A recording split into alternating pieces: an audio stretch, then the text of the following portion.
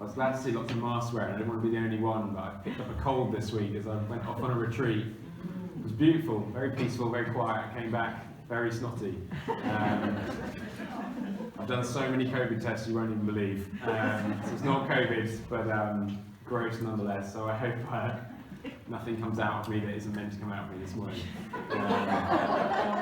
Sorry, Angus.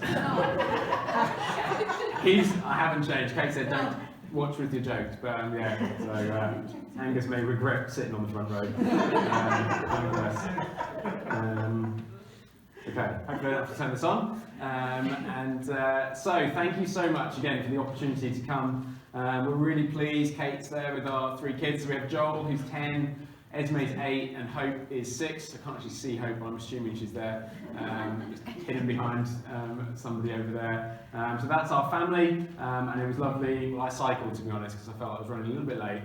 So I jumped on the bike to come down. It took me 2 minutes. So that is a revelation for our Sunday mornings in lots of ways. And we're really grateful, Peter. I can't see lots of people here with masks on, but Peter started to drop some keys off to us earlier in the week. So we brought the kids in on Thursday just to have a time in the building. So this wasn't their first time, and they go wild, and they had a delightful time exploring every nook and cranny. And Joel was just like I did, yeah. They were particularly excited about the Xbox in the youth room and the darts board, and were a little disappointed when we didn't let them in the attic, which Grandma told them about, because there's a time capsule up there apparently from the millennium, but that was off limits. But really, really helpful for us as a family to just familiarise ourselves with this space. But I wanted to start this morning really by acknowledging that this season of waiting has been challenging for many of you for different reasons. And also, I don't want to assume that we're all on the same page. The reality is, in the last 16 months, as we've been journeying this, there's a small group from Medway and a small group from Gateway that have been doing lots of thinking, lots of work, lots of talking, lots of planning and preparation, but we've realised that that isn't the same for everybody, because those meetings would last forever if everybody kind of was there. So forgive me if some of this you already know, but hopefully it's helpful just to make sure we're all at a starting point. And so I'm sure you're all aware that as a leadership team here, that the new leadership team originally made a commitment for a time period to lead the church and to discern what was the future of Medway alongside the trustees here at Medway. And that has been going on for a season. And at Gateway Vineyard, we, as I said, when we came the last time, we were looking for spaces to use, and that's how the conversation started, and took somewhat of a surprising turn for us as that conversation unfolded. But really, we've sensed God leading us together as our pathways have joined, and we continue to seek God's leading and peace. And given the significance of this change, we really wanted to make sure that we did this well and that we did it right. So that has taken time, but we really acknowledge that that's been challenging in lots of ways. And the truth is, we've been learning a lot about the complexity of closing one organisation down and transferring across to another that in your head seems quite simple, and in reality has lots of legal implications and other things that need to be done well and be done thoroughly. And that's why we're so grateful for trustees who do that sort of stuff, and I don't have to worry so much about that sort of stuff because there's really clever people who love that. And so we release them in their gifting to lead us in those ways, and they release me to do the things that I enjoy doing and that God's asked me to do. And we work as a team. But this isn't a simple thing, because church is about people. It's not about products. If you were buying a business and it's about stock and those kind of things, that's one thing, but church is people. And it's personal, and it's important, and it's godly. And so we take our time to do that well. And the truth is that change has been coming for this church for some time, and that any change brings challenge. And there's a helpful quote that we've reflected on before at Gateway from a guy called James Ryle. He was a vineyard pastor in America. He's passed away now. But he said that healthy things grow, growing things change, change challenges us, the challenge forces us to trust God, trust leads to obedience, obedience makes us healthy, and healthy things grow. And so you can apply that to really anything when it comes to change in our life. There's we first got married. That was a massive change. We had children. That was a massive change. You move cities, you join a new church, you do these things, they involve change. And we see that in the life of church as well. But that quote, hopefully, is helpful because we are all experiencing this change as we transition to become one church in different locations. And different aspects may challenge each of us in different ways and at different times, and that includes Katie and myself and our children. That includes the wider Gateway family, who will see less of us as we move forward, and it includes yourselves as well. But said, I think this quote really helps to frame our hope that for all of us, our response to these changes, that we're forced to trust God in the change. Of course, we have a choice. God leads us and gives us freedom to choose, and we can opt to trust in someone else or something else, but trusting in God is what will lead us in the right direction. And so that's our posture, that's our heart, that's our prayer for all of us, that we trust in God, and by doing that we grow in our obedience and our relationship and our discipleship of becoming more and more like Jesus. And so that's really where I want to start today, to set the scene for one of the bigger changes for this church community, that you will become part of Gateway Vineyard Church. We will be one church, as I've said, meeting in different locations on Sundays. Whilst our leadership, our ministries, our events, our life groups, or home groups as you call them, will operate across the life of the whole church. And this may feel quite new for you in the context of the history of Medway, but it's something we at Gateway have been journeying, and so hopefully this crude, non-special graphic that I put together, this is like the limit of my things, so don't think there's going to be flashy things coming up, there really isn't. But hopefully this will help just give some context of how we exist at the minute. So our primary Sunday gathering is at Norwich High School for Girls, and we have been there for maybe 5 or 6 years now. Before that we were on Nelson Street using a church building there. Before that we were at Fishergate, that was the House of Prayer in the city centre. Before that we were in a living room. And so we move spaces as we grow and as we need to. But we also currently gather every other Sunday in the evening at St Elizabeth Church in Earlham. That's particularly during the university term time. It started out as a student young adult service. It's now open to everybody, and is a different feel to our Sunday mornings.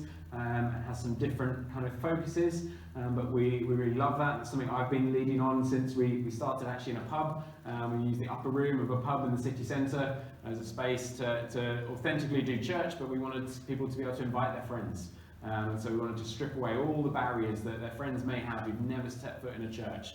And so we said, well, we're upstairs in the pub. You walk through the bar and upstairs, and it felt like the upper room of the disciples, except the doors were open, they weren't locked, and we had a wonderful time there before we moved to this site closer to the university campus.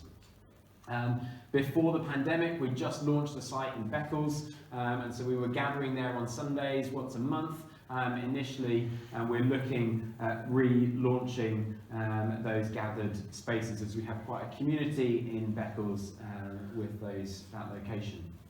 During the week, we already utilise a number of different spaces and buildings as a church. Our main church offices are in Trouse at a sports hall that is not glamorous, it's not beautiful, but it's an absolute gift. There's a complete miracle as to how that came about and how much, to be honest, that we pay for that to facilitate our church team to work there. But also we use that sports hall for outreach and community and our youth and our sports clubs and the rest, and we hire it to outside organisations and groups, which helps to bring some money into the church as well.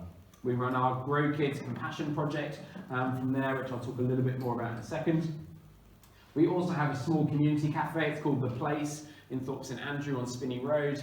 That was a legacy of Norwich Vineyards when they joined us at Gateway, and that's a place where we run a breastfeeding support cafe with some lactation consultants who are part of our church, and that's just been a ministry that was born a number of years ago to support new mums and parents in their feeding journey for their babies. We run craft groups, knit and natter groups there. We do pastoral meetings with people or gather small teams for training in that space. We used to run an after-school drop-in with Thorpe High School in that space as well.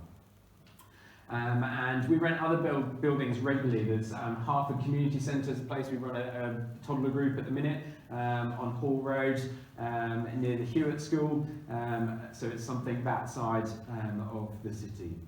And so for those at Gateway, having the chapel as another space that's part of Gateway Vineyard to worship and to meet during the week isn't unusual at all. They wouldn't even blink as we tell them that. They're just quite used to us. We need a space, there's something going on over here, let's see what we can do in that particular space.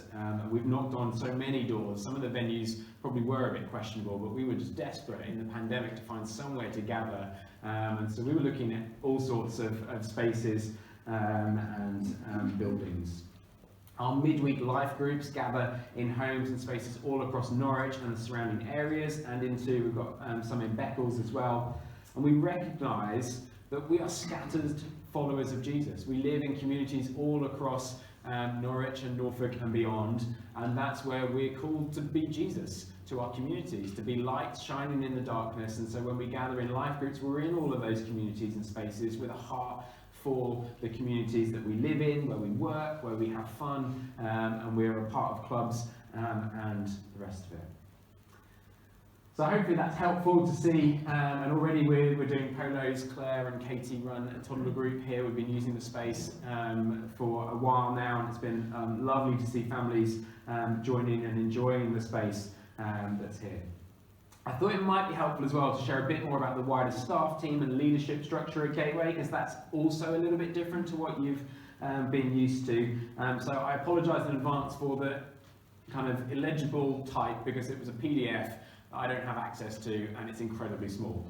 So I'm not expecting you to read that unless you are on the front row. But hopefully this is helpful a little bit. It doesn't quite reflect the changes given the transition and with the chapel becoming part of Gateway, but hopefully it's helpful nonetheless. So Craig and Hannah Deal, they're married. Craig was with us the last time I was here. They're the lead pastors for Gateway Vineyard Church, and they lead the staff team who all have different responsibilities. That includes operational, administrative functions, finance, youth, students and young adults, kids and families, and pastoral care. Craig is the only one who's full-time on our staff team. The rest have a varying degree of hours in their contracts and the roles that they do, and we've all been doing different jobs in this last 2 years than our job description said. We've been adapting and changing, and so we're in a process of appraisals and reviewing areas of responsibility in line with this transition as well. So I've been an assistant pastor, supporting Craig and Hannah. I've also done a number of the other roles in there during my time, as I started as the kids and family pastor, then picked up young adults and students, and as other people came on who were more gifted, in all honesty, and passionate for that, and I was moving on and said, well, why don't you take this and I'll go and find something else to do. And so I keep doing that and keep giving my jobs away, which is absolutely fine. I love to do that. So I work 4 days a week for Gateway. I still work 1 day a week for the NHS. I'm a nurse by background, so I work on Mondays at the Norfolk and Norwich in a project kind of role, and the rest of the 4 days are for Gateway. Saturdays as a family is a time that we protect. As family, we try and take Sabbath and rest, spend time with friends, have fun and recharge as a family. So that's part of our kind of weekly rhythm to give you that picture. And we have an amazing team of volunteers who do different roles, much like in this church, leading different areas of church life and ministries. The context, as you zoom out a bit of Gateway, is that we're part of Vineyard Churches UK and Ireland. And Craig and Hannah also have some additional responsibilities. They are area leaders, and so that involves some responsibility for oversight, support and relationship with the other Vineyard churches in East Anglia. In turn, they have regional oversight from a couple called Steve and Tammy G, who lead a couple of churches in the Midlands, and they're responsible for all the Vineyard churches in the Midlands and the east of England. And then above them, we have our national directors, John and Debbie Wright. They lead Trent Vineyard in Nottingham, and they have responsibility for leading Vineyard churches UK and Ireland. That then feeds into something that has a global leadership of Vineyard churches, which part of that is John and Ellie Mumford, who were the national directors, and they started the very first Vineyard in the UK, and having spent time out in America with John Wimber, who founded the Vineyard family of churches. So there's a little zoom out of kind of, there is structure and relationship, and it's part of what we value. Each Vineyard church is independent and is allowed to lead as they feel God leading them, but it's relational, and there's support, there's training, development, and lots of strength as we meet as one family. We have distinctive values, and we kind of agree to a set of those values as being part of the Vineyard, but we also have autonomy to be as we feel called to be, and to be unique based on who we are, where we are, and the people that we gather with. So there's no diktat from above as you must do this. There's very much an autonomy for each Vineyard church, and so you could walk into any Vineyard church, to be honest, in the world, and they would feel very different, but also feel quite similar. There would be things that we would recognise, we would taste in that experience. This is because they're part of the Vineyard. These are the things that they value in there.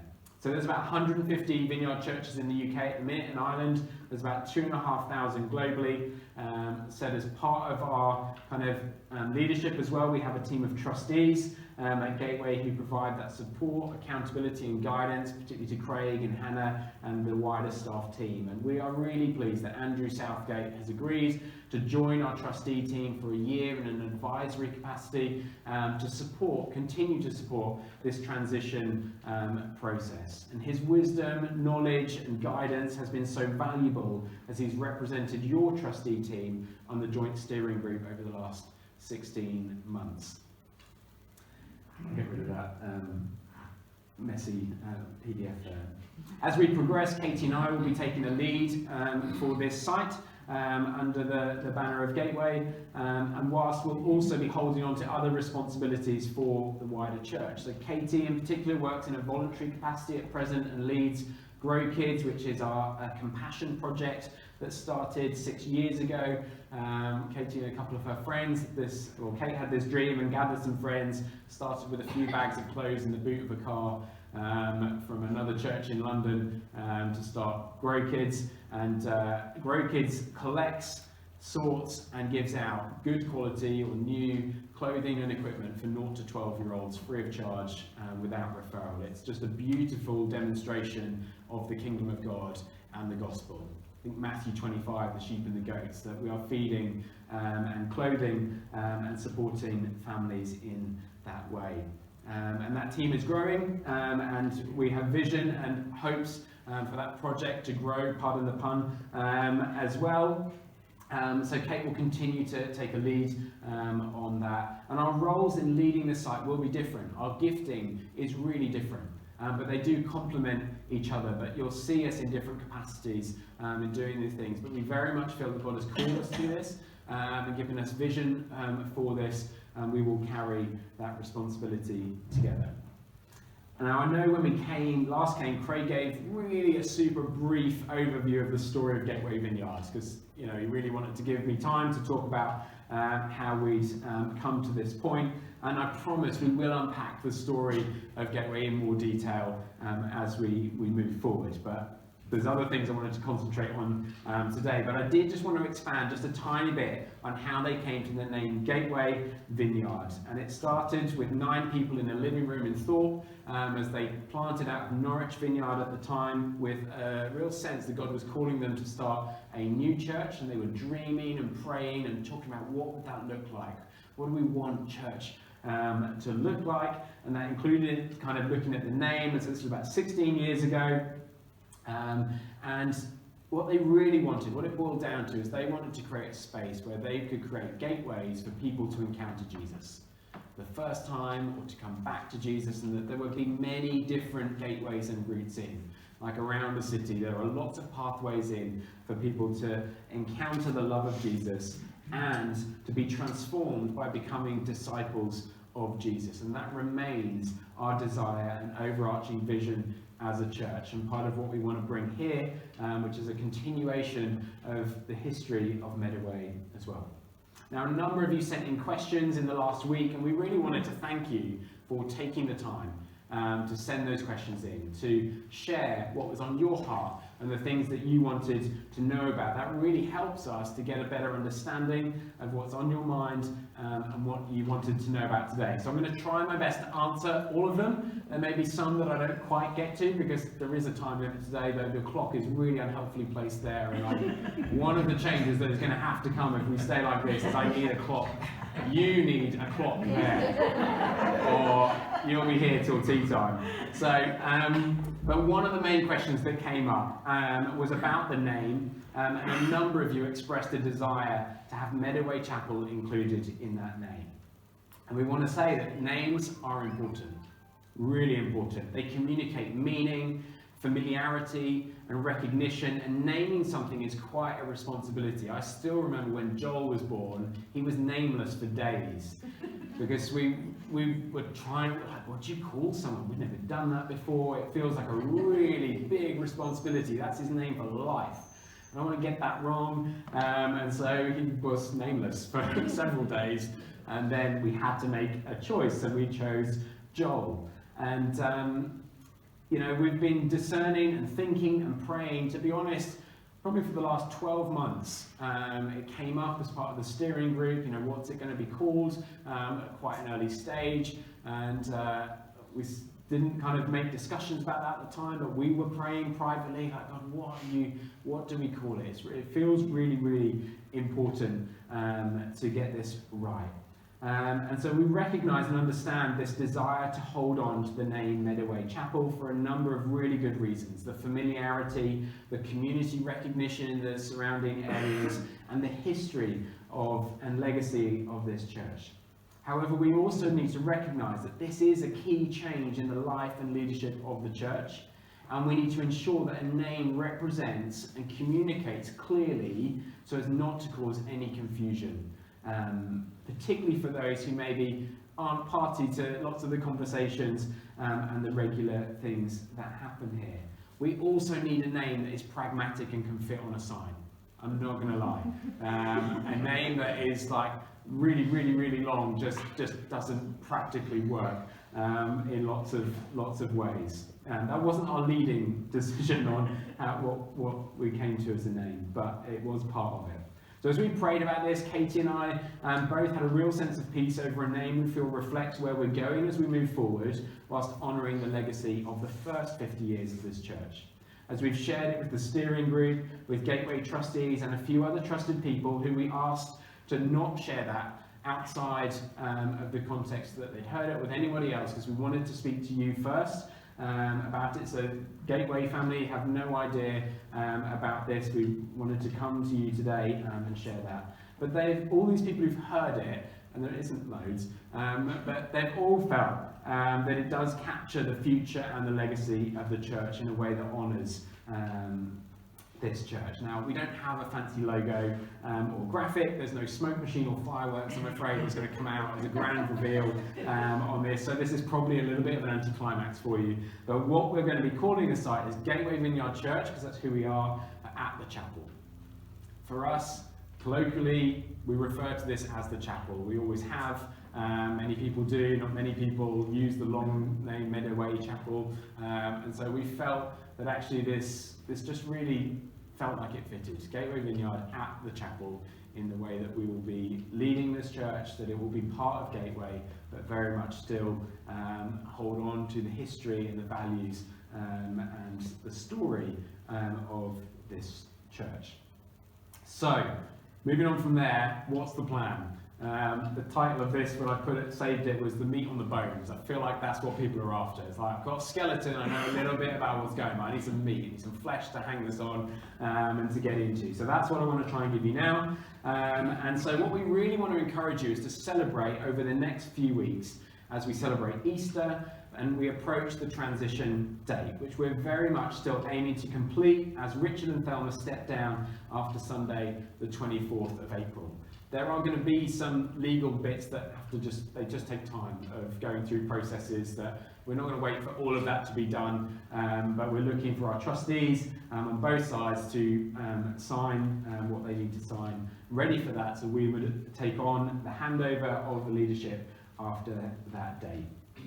And it's at this point really I want to honour Richard and Thelma in particular, and Gemma as well, as part of your leadership team over these last few years, as well as the trustees at Medaway, for your faithfulness, which is amazing that was the theme from the worship this morning, because God is faithful to us, but you have been faithful to this church community in this season. Your hard work, your discernment, your time in prayer, your time doing things and organising things, the weight of responsibility that you've carried in these recent years, and what a time to be leading a church through. I'm not sure, probably if you knew what was coming, you may have signed your name up to take on responsibility for leading. I think Richard and Thelma are probably quietly chuckling in the background, because you have no idea what you're doing when you say yes to God.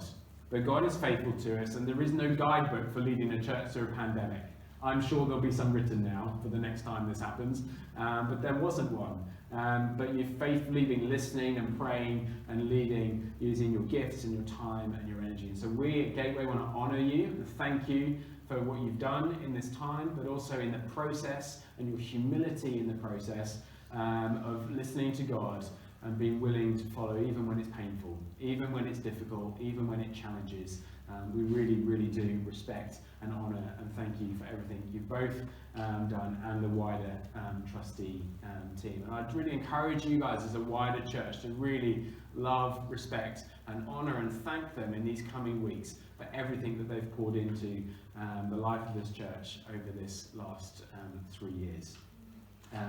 We're about to find out, it's not easy leading church because it's full of people, and people aren't always easy. So having grown up here, you'll remember that from my time wheeling around here in a wheelchair and doing other mischievous things. So what we want to say is that during May, we feel it's really important to have a short break from meeting here on Sunday mornings. Now stick with me, don't all get up and leave. Let me explain a little bit more. We've considered this as a steering group and the Gateway leadership team really carefully. We've listened, we've prayed, and we've thought carefully about this crucial time. But we are aware this may not immediately seem to make much sense, particularly having been waiting for this to happen for so long. It's like, why are we waiting again for something? But we really feel there needs to be a small gap rather than flowing from one Sunday as Medaway to the next Sunday as Gateway Vineyard to help us in this transition. Now, during this break, just in May, we want to invite and encourage you to come and join us on Sunday mornings at Norwich High School for Girls on Newmarket Road as an important part of this transition process, to becoming a part of Gateway Vineyard. It's one thing for me to talk to you about what it is we do and what we value. It's another thing for you to come and to be part of that, to join in with that for a short period of time, and to be in the room. And yes, we do stream our services. We're aware some of you have watched some of our services. Maybe you watch fairly regularly. But the truth is that only gives a glimpse into the room. And church isn't about content. It's not about entertainment. It's about people. It's about community. It's about worship. And it's about being together in unity. And we all know, you can't replicate that from online stuff. There's something so precious about gathering together in a room. Now, we anticipate you may have some reservations about this, you may have some questions. Some of you may feel nervous about going to a new place or feel it's unnecessary, and you'll just wait till we restart here in June. You'll be fine with that. But we really want to ask you to be bold and courageous and come along to worship with us and get a better understanding yourself, for what our gathered worship services are like and what the community of Gateway Vineyard is, what it means to be part of that. That being said, our plan isn't to copy and paste everything exactly the same here as we do at the high school. As I said, our evening service has a very different feel to our morning service. When we gather in Beccles, that has a different feel, and this will have a different feel, but some of those things will be the same. There will be some change, and so that's helpful for you to experience and to see that. And that's because the expression of this church community will be shaped by the people who are part of this church community. It has to be. In terms of the gifts, the talents, the passions, and the local context that we live in. Would you love everything about it? I would love to say yes. But as I've said, church is full of people, and we are all works in progress. So if you ever find a perfect church, run a mile. Okay? There's a problem there because it's not full of imperfect people. It's for a very short period of time that we think is of incredible value. But there are some practical things to consider, so I want to lay those out for you. Our services start at 10:30 at the high school. That's largely based on the fact that we have to set up an entire school to do church, and it's only so early that we can get there to get in when the caretakers open the gates for us to set up in time. So 10:30 is a little bit different to what you're meeting with here now. We're really hoping to relaunch our hospitality, which we do before the service, so that starts at 10. We have coffee and tea and pastries, they're good, and that really gives us a chance to meet, to pray, and we really hope we'll have that reset up for May. It's one of the things we haven't relaunched as we're regathering our teams, that one's had to wait. We don't have a dress code, so come in whatever clothes you feel comfortable in. Do come in clothes, that's important, but whatever you feel comfortable is fine. You will see Craig as lead pastor often wearing shorts and flip-flops, so we're getting to that season now until it snows again. That's his kind of comfortable attire. We have no smoke machines, we have no flashing lights, there are no pyrotechnics. We really do value simplicity and authenticity when we gather to worship God. So come as you are, encounter God, worship God, leave transformed by the Spirit of God. But we want to leave any hype away from what we're doing. It's at the high school on Newmarket Road. It's not just down the road in Helsdon, so it is a bit trickier to get to, particularly with Sweetbriar Road being out of action with the bridge being damaged. That is a mighty pain. For all things considered travelling in and around Helsdon right now. So we do recognise that that is a slight difficulty. If it's helpful, we're really happy to book a minibus or a coach that can leave from the chapel so you can go together and all arrive at time. If that's helpful, do let us know. We are happy to arrange for that to happen. We don't have reserved or allocated seating, so sit where you like, but I do have to be honest with you now. Our chairs are not as comfortable as yours. They're hard chairs, so they're the school's chairs. We can't lug our own. We have a history of comfortable chairs, and they have lived a life. The chairs that we've had for many years. We've just blessed a church up in Manchester who are looking for chairs. We said we've got 100 really comfortable but quite heavy chairs that have been in storage for 6 years since we've been meeting in this high school. We feel like we need to bless you with them, and they will continue kingdom work in Manchester. So we have a history with chairs, but our ones aren't very comfortable at school. So if it's helpful, bring a cushion to rest yourself on as well. We have kids groups for all ages. Our primary age kids go straight to their groups ready for 10:30, and our preschool kids and our youth stay in for worship, and then they go out to their separate groups. The youngest ones are closest to the hall, so we can get parents if we need to, and our youth are further away because they quite like it that way, and they can make lots of noise where they are, and fun gathering and doing what they do in their rooms. During May, there's not going to be complete silence here. Things are still going to be happening here during the week, and we really want to invest our time and energy to gather together, spend time getting to know each other again, and not just assume I was like I was 15 years ago when I was last here, because that's not who I am, and that's really, really helpful for leading a church that I'm not who I was 15 years ago. But I need to get to know you. Katie wants to get to know you. We want to build relationship together. And in the vineyard, when we spend time together, so often it congregates around food. So that's it's not like an official value that's in our like creed or anything, but it's an absolute kind of important value to us that we eat together. And we feel that's really biblical. When we read the gospel, we read Jesus constantly going to a meal, sitting at a meal, or having just left a meal on his way to his next meal. And so there's something really biblical actually where Jesus met with his disciples. He trained them, he taught them, and he encountered them across a dinner table. When he met with people who didn't know him, who lived far away from him, that felt rejected by the religious groups, he did it often over a meal because it broke down barriers, it opened up doorways. And it's from there that Zacchaeus or lots of different people had radical encounters with Jesus as he ate with them. And so that's what we would love to do. We'd love to create opportunities in May, whether that's a coffee morning or it's a dinner or a lunch.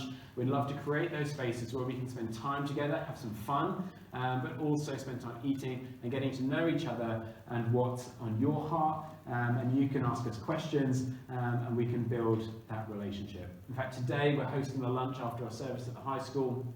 People who are new to Gateway, just to spend time meeting some others, hearing from Craig and Hannah, asking those kind of questions that you want to ask, and giving that time and opportunity to do it. So it's something we try and do regularly.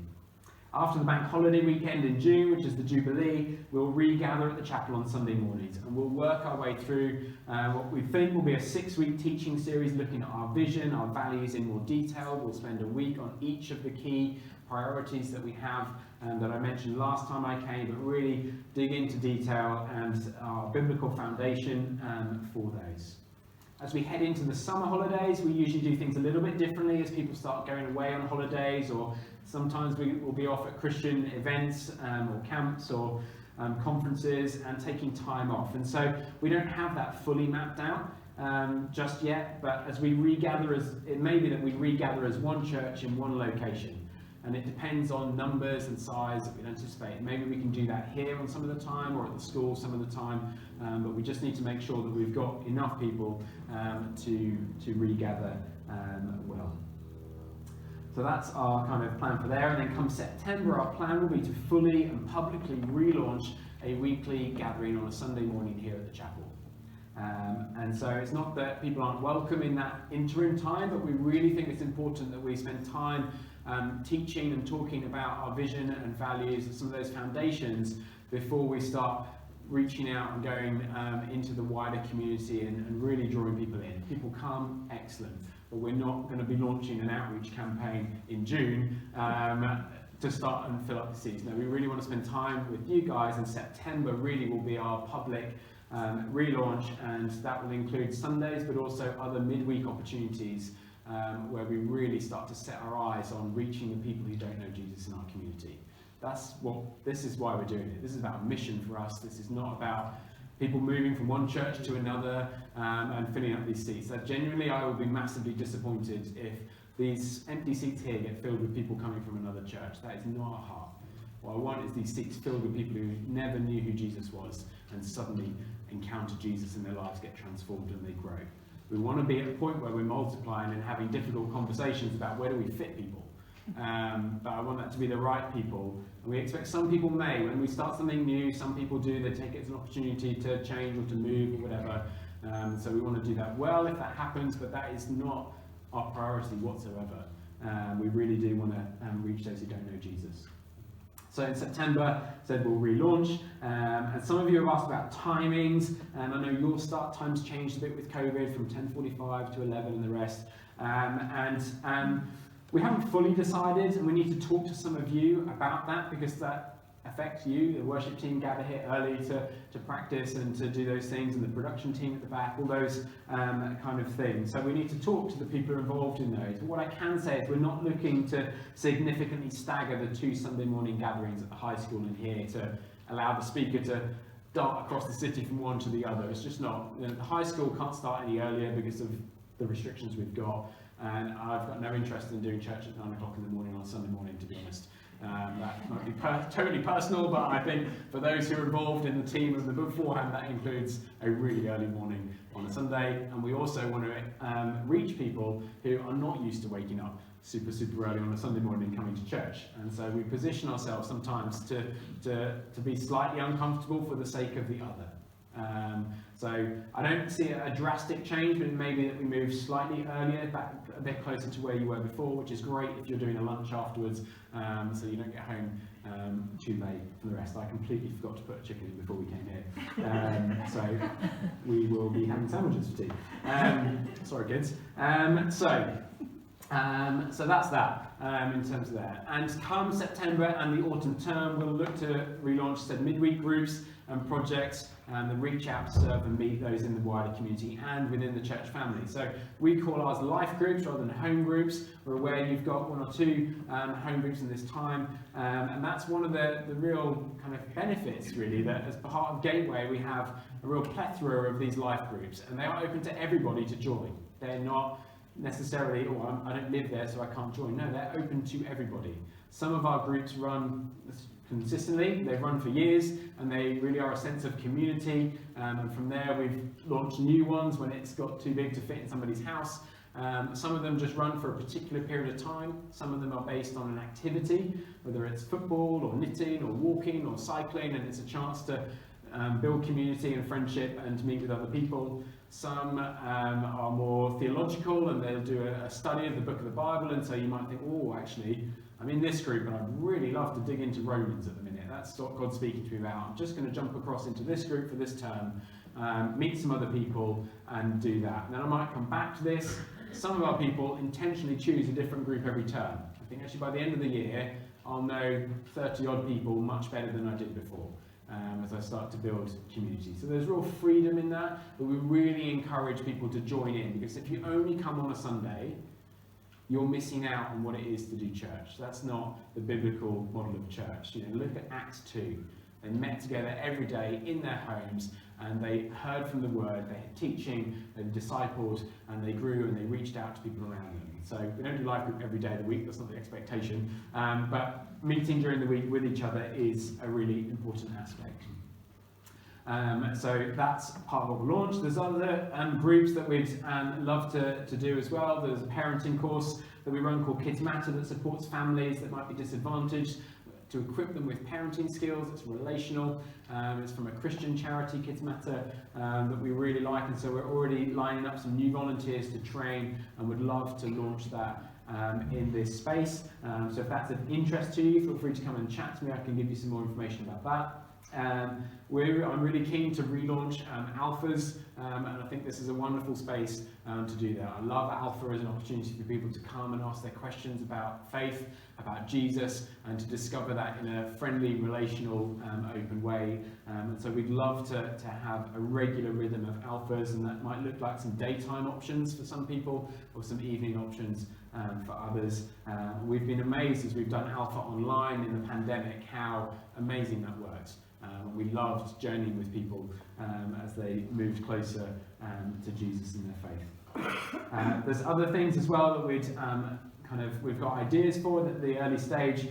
Kate and her Grow Kids team are really keen to grow Kids and see a huge opportunity to create something in this part of the city to serve the communities surrounding, and to build community in that way. So that's something we're excited about, we're exploring and praying about as well.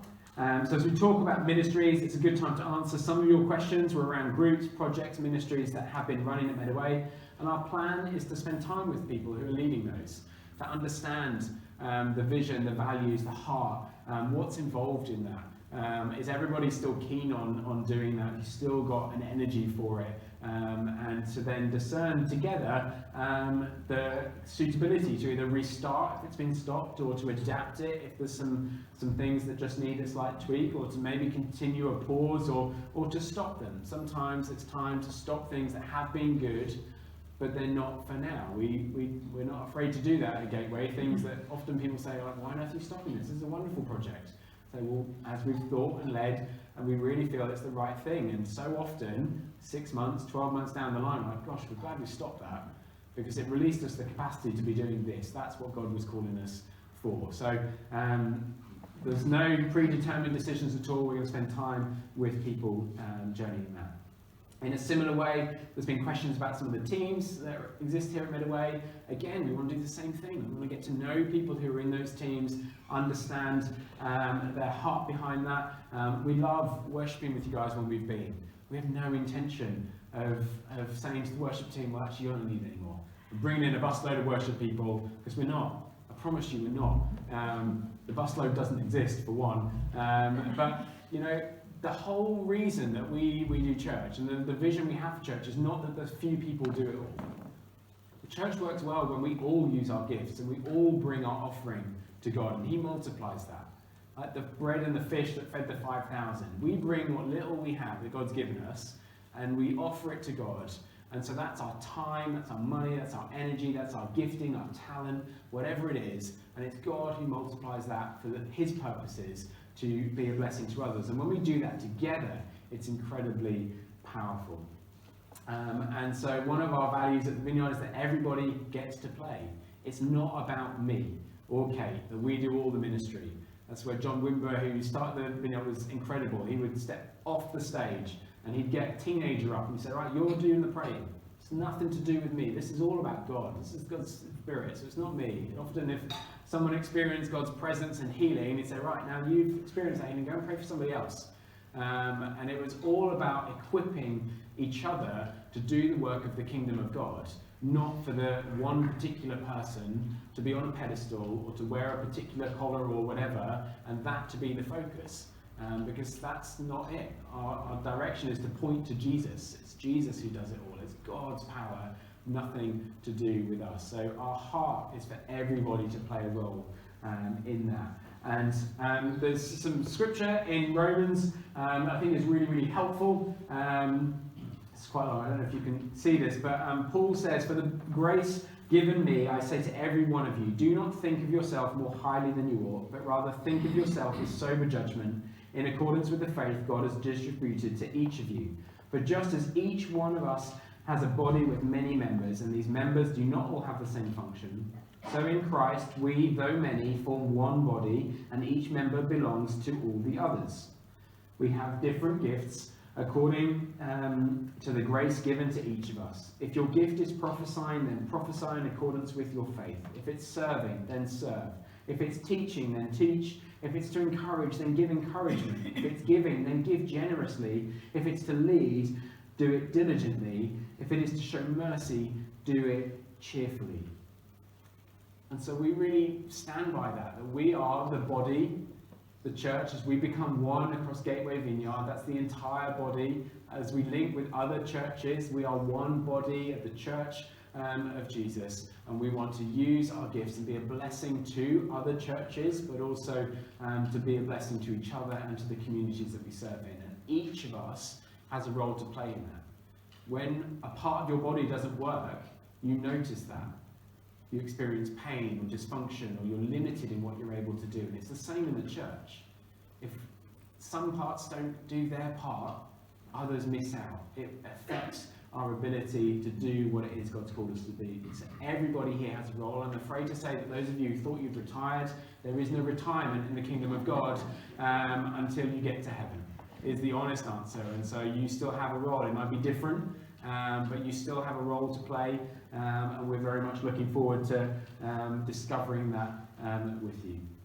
In terms of speaking, I'm super conscious of time. Some of you have asked about, will other people be speaking? You've had speakers. And initially, as we do the Vineyard values and vision, that will predominantly be me and some of the team from Gateway to do that. That makes more sense. As we head into the autumn, much like any other team, we'll want to gather those who've spoken before, or who feel that God's actually put that in them, that they have a desire to grow in that area. We will spend time with them, with the wider team that speaks at Gateway. We'll be doing training around that and how we prepare for that, how we communicate clearly and well, and look for opportunities to continue to use people, just like in any other way. If that's their gifting, we want people to be released to do that. It may be that we bring some of our people across here, and that's a training opportunity for them. They can bless you with what they're doing. It may be that some of our people here, we ask to come across to another space to bless them and to have an opportunity. That's part of the strength of being one church in different locations. Now, I do want to address one of the other questions that came up really consistently. It, to be honest, took me by surprise a little bit. I hadn't anticipated it. Was about communion and how regularly communion would be taken. So I want to spend a moment just speaking into that. And I'm really aware you have a tradition of currently celebrating communion every other week. And historically, that would have been weekly. And that often stems, or a lot of that stems from the Brethren kind of origin of the church family here. And communion is a really important spiritual practice. It's one of the few that Jesus specifically instructed his disciples to do regularly. And we read the early church in Acts seemingly did it on a daily basis. So they met together every day in their homes and they broke bread and heard from God's word. At the high school, we've had to adapt our way of doing communion quite significantly since the pandemic, in all honesty, due to some really practical reasons. The way we were doing it before was that we would have stations around the hall with wine and bread, and there'd be a gluten-free station for those who need that, and it would be broken and they would dip it in and be prayed for and blessed as they do communion. Clearly that is the most non-compliant COVID way of doing communion, and so that instantly stopped as we couldn't gather, and as we regathered we weren't able and that wasn't wise to do that. So we've gone for the little individual cups at the minute, and the wafer that I dare say isn't really bread, it tastes more like plastic, but represents, and so that's what's important.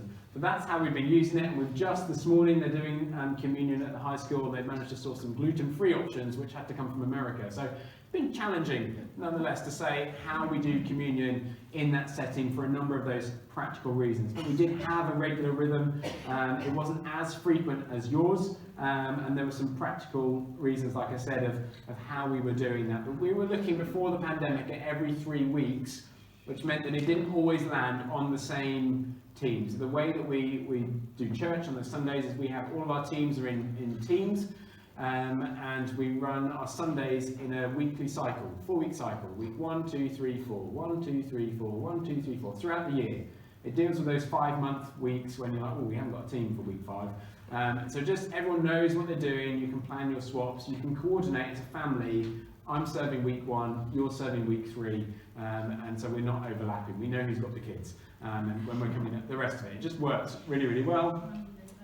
But doing communion every week 4 meant that the Planet Kids team on week 4 never did communion, because they were always out of the room. And so that's why we went to the odd rhythm, to make sure that it was always landed on a different week, to make sure that different people could lead that as part of them growing, different people could partake in it as well. So we haven't decided, we don't have a history of it has to be this, and we will review that and journey that. But I want to assure you that it will be a part of our regular Sunday gatherings, but we also encourage communion in other spaces, in other gatherings, in our life groups, or in other kind of opportunities where we gather together. In our leadership meetings sometimes we'll say, actually, we're going to spend time having communion together.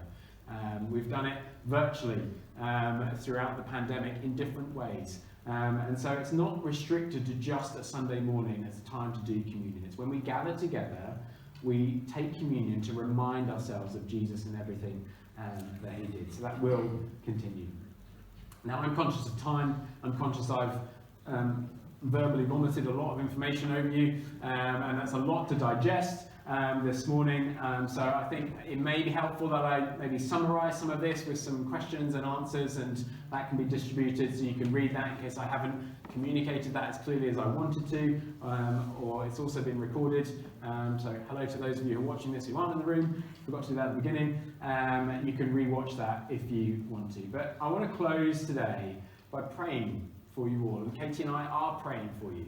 We have been praying for you through this process, and will continue to do so as we take a lead with this. And I want to use Paul's prayer for the church in Ephesus that we read in Ephesians 3. And I want to encourage you to let these words soak into your minds and your hearts, and to be open to whichever part the Holy Spirit highlights to you specifically, as he brings the words of the Bible to life again. As we read the Bible, that's what we want, the Holy Spirit to bring that living word to life. So as we close this morning, I want to just pray this over you. I'll put it on there. It might be helpful if you're looking, or you might want to close your eyes and just hear this as well. So Father God, we thank you. I thank you for this church, for this community. And so for this reason, I kneel before the Father, from whom every family in heaven and on earth derives its name. I pray that out of his glorious riches he may strengthen you with power through his Spirit in your inner being, so that Christ may dwell in your hearts through faith. And I pray that you, being rooted and established in love, may have power together with all the Lord's holy people to grasp how wide and long and high and deep is the love of Christ, and to know this love that surpasses knowledge, that you may be filled to the measure of all the fullness of God.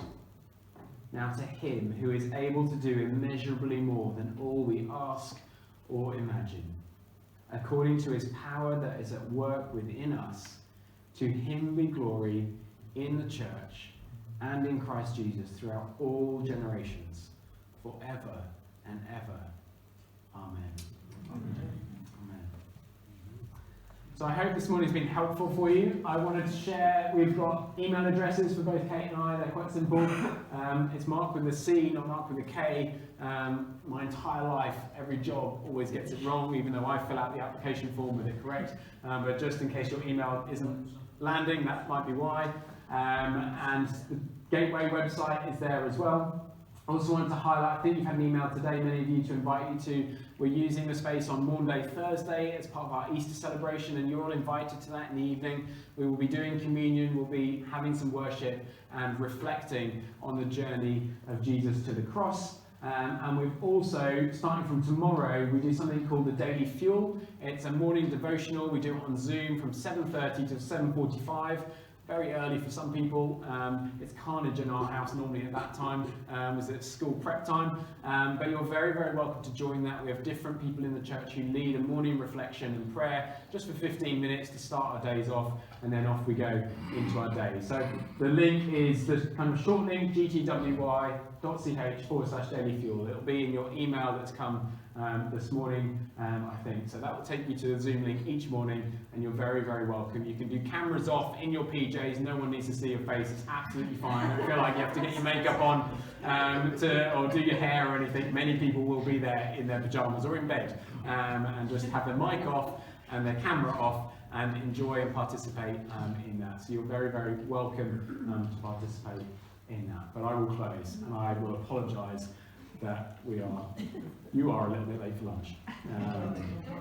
Don't worry. But I hope that's been helpful. I know there's some questions we probably didn't get to. There was a question about the community role. Obviously Marie has stepped down, so we want to talk to Hawthorne Meadow Trust, who co-fund that post very much. We'd love to employ somebody to do that, but we need to talk to Hawthorne Meadow Trust about that kind of relationship and the opportunity that's there. There was another question, I think, about using the space and people being able to use it, and absolutely.